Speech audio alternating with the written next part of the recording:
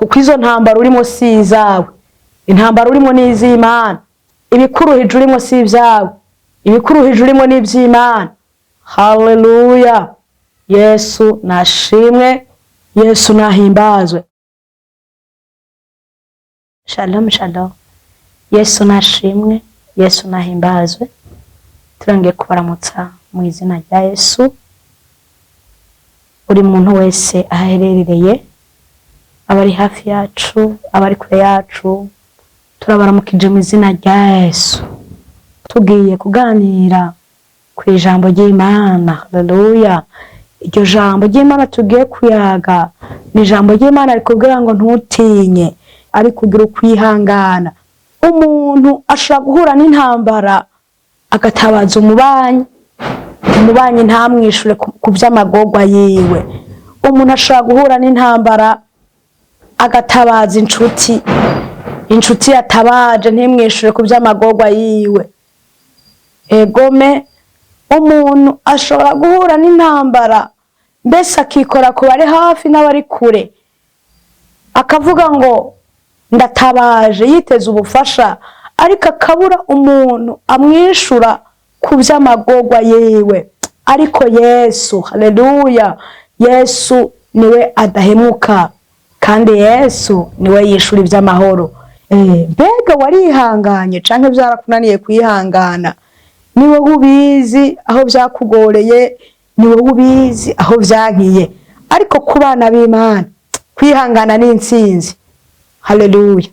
Kandi ijambo ry'Imana twakiriye tubwira ngo hahirwa umuntu yihanganira ibimugerageza, kuko niyamara kurama azambikwa ikamba ry'ubugingo. Mbega urihangana canke ntibigukundira kwihangana? Mwene data, ubwirizwa kwihangana. Haba mu gatondo ugomba kwihangana, haba ku manywa ugomba kwihangana, haba mu ijoro ugomba kwihangana, kuko umuntu yihanganye ahabwa ikamba ry'ubugingo. Izo ntambara zose uri kurahura nazo zitekeye inkomezi z'amasengesho. Haleluya! Hari igihe umukiranutsi ahura n'agahuhusi ukamengo karamutembanye. Izo zose ni intege nke, ariko izo ntambara uhura nazo ziza zitekeye inkomezi. Haleluya! Igihe cose uhura n'intambara, intambara zikwegereza Imana. Haleluya! Mwene data, uyu munsi bibwire Yesu, niwe mukunzi wawe, nta n'uwundi muntu wabona hafi yawe, ariko bibwire Yesu. Ntukabibwira umuntu, ntukabibwira umubanyi wawe, ntukabibwira inshuti yawe, ntukabibwira abakomeye n'abahambaye bawe. Oyaha, ariko ubibwire Yesu, niwe abitekeye kandi niwe abifise. Haleluya! Yesu nashimwe. Uyu munsi wihangane kandi usubire wihangane, kuko izo ntambara urimo si izawe, intambara urimo ni iz'Imana, ibikuruhije urimo si ibyawe, ibikuruhije urimo ni iby'Imana. Haleluya! Yesu nashimwe, Yesu nahimbazwe.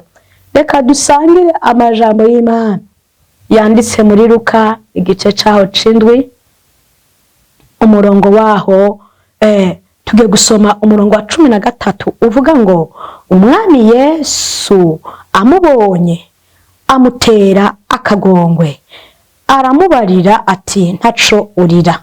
Yesu nashimwe. Uyu murongo wa 13 uvuga ngo umwami Yesu amubonye amutera akagongwe, aramubarira ati ntaco urira. Uyu ni umumama w'umupfakazi yari yapfishije umwana. Haleluya! Yesu nashimwe, Yesu nahimbazwe. Yesu abonye uyu mupfakazi, amubonye ko yapfishije umwana, Yesu imutera akagongwe. Haleluya! Ngo maze Yesu acabwira wa mupfakazi yabuze umwana ngo ntaco utinya. Amen. Ntaco utinya. Ndiko ndavugana nawe wowe nyene uri kuranyumviriza, abantu bo guhemukira batoguhemukira, ntutinye, kuko na Yesu yabwiye umuntu ngo ntaco utinya. Haleluya! Ndakubwiye ngo ntaco utinya. Si ntambara urimwo zifise uruhara gukubaho kwawe, saba guhemukira bafise intumbero yo kubaho kwawe, ariko Imana niyo izi imibereho yawe. Yesu nashimwe. Uwiteka Imana yabwiye Yeremiya ngo yewe Yeremiya utarabura urusoro mu nda kwa mama wawe nari ndakuzi. Nawe utarabura urusoro mu nda kwa mama wawe Imana yari ikuzi, yari izi kuzobaho.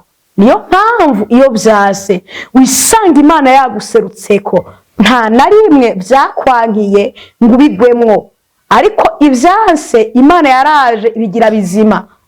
Nta na rimwe wagwaye ngo Imana ikureke upfe.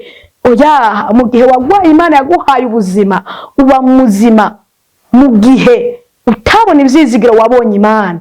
Haleluya, Yesu nashimwe, Yesu nahimbazwe. Kugira ngo uze kwisi Imana irafise umugambi nyezina. Haleluya, watumye kwiyumvirako ukaba kuri iyi si.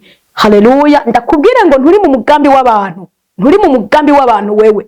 Yesu nashimwe, nturi mu mugambi w'abantu n'ibintu, uri mu mugambi w'Imana. Haleluya, kandi umugambi w'Imana uragutse ku buzima bwawe, kuko ijambo ry'Imana tubwira ngo ibyiyumviro mbiyumvirako si iby'ibyago ariko ni iby'amahoro.